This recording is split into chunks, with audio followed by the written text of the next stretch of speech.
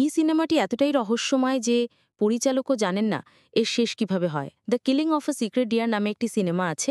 এটি একজন সার্জনকে নিয়ে লেখা, যার একজন রহস্যময় রোগী আছে। তিনি কোমায় আছেন বলে মনে হচ্ছে, কিন্তু তারপর তিনি রহস্যময়ভাবে সুস্থ হতে শুরু করেন এবং তারপর সার্জন এই হরিণের এই রহস্যময় দৃশ্য দেখতে শুরু করেন এবং সিনেমাটি যত এগিয়ে যাবে ততই এটি আরও রহস্যময় হয়ে উঠবে। বিষয়টি হলো, যদিও এই সিনেমাটি মাত্র 93 মিনিটের, এর কিছু অংশ আমি বুঝতে পারছি না।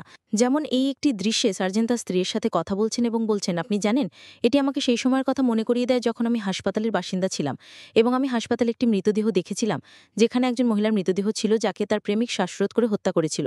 এবং তারপর তার স্ত্রী বলেন, এটা আমাকে গতরাতে দেখা একটি স্বপ্নের কথা মনে করিয়ে দেয়। আর তারপর ক্যামেরাটা চলে যায়। আর আমি ভাবছিলাম, কি রে, যেমন আম, এর মানে কি, তারা স্ক্রিপ্টে এটা কেন লিখেছে?